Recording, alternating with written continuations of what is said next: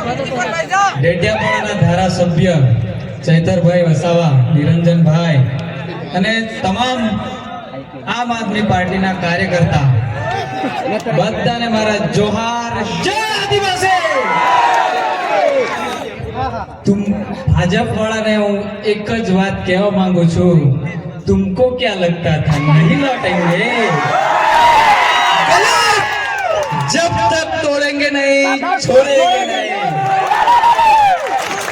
Bharatiya Janata party ना गुलामो, તમને હું અહીંથી કહું છું, આજે હું મને જેલમાં નાખ્યો, કસ્ટડીની અંદર સાહેબ હું હતો ત્યારે એક ભાજપના એક કાર્યકર્તાએ, એક ભાજપના મળતિયાએ આવીને મને કીધું કે તારી વ્યવસ્થા જેલની અંદર ટિફિનની વ્યવસ્થા કરી દેવામાં આવેલી છે, 6 મહિના તો તારે 100% રહેવાનું છે, એટલે ચિંતા ના કરતો।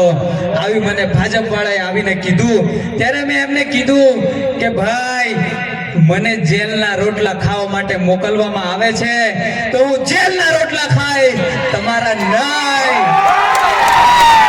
આજે યુવાન, આજે એક જાગૃત યુવાન, આજે એક જાગૃત યુવાન હોસ્પિટલની વાત કરે છે, પાણીની વાત કરે છે, તો શું તમારે કોઈ પણ વ્યક્તિને જેલમાં નાખી દેવાનો? આવું વિચારવાનું?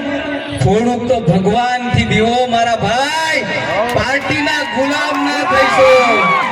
આજે એક સીધો સાદો વ્યક્તિ, કોઈ પાર્ટીનો વ્યક્તિ નતો અને આજે મને પાર્ટીમાં જવા માટે મજબૂર કરી નાખ્યો। અને ચૈતરભાઈ વસાવાને 2023 ની અંદર જે પાઘડી મેં પહેરાવી હતી ત્યારથી ચૈતરભાઈ વસાવાની વિચારધારે જોઈન્ટ હતો, પણ આજે આ મંચ ઉપરથી આજે વિધિવત હું આમ આદમી પાર્ટીમાં જોઈન્ટ થયો છું। આજે મારા કવાંટના વિસ્તારની વાત કરીએ તો રસ્તાઓની વાત કરીએ, પાણીની વાત કરીએ ત્યારે ભાજપના નેતાઓને તેલ રેડાય છે, પેટમાં તેલ રેડાય છે દોસ્તો। એટલે આ યુવાન જાગે, જાગે, એને જેલમાં પૂરી દો, નહીં તો ગમે તે રીતે એને હેરાન કરી દો। આપણા આંબા ડુંગરના જે સરપંચ છે એમને પણ એમની નોકરી છોડવા માટે મજબૂર કરી દીધા।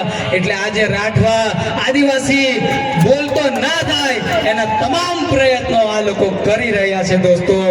પણ કઈ વાંધો નહીં, આજે આમ આદમી પાર્ટીના વિચારધારા સાથે જોડાયેલા છે ચૈતરભાઈ વસાવા, ડેડિયાપાડાની અંદર ચૈતરભાઈ વસાવા વાળી કરી, ગોપાલભાઈ ઇટાલિયાએ વિસાવદર વાળી કરી, આપણે કવાંટ વાળી કરવાની છે, કરવાની છે કે નહીં? એટલે આ મંચસ્થ મહાનુભાવો આવેલા છે, એમની સાથે કામ કરીને કવાંટનું પરિવર્તન લાવવાનું છે દોસ્તો। વધારે ના કહેતા, કારણ કે બોલવાની પાબંદી બી મારી પર મૂકી દીધેલી છે। અહીંયા ઘણા બધા લોકો અહીંયા ચાપતી નજર લઈને બેઠા છે, પણ દોસ્તો ગભરાવાની જરૂર નથી।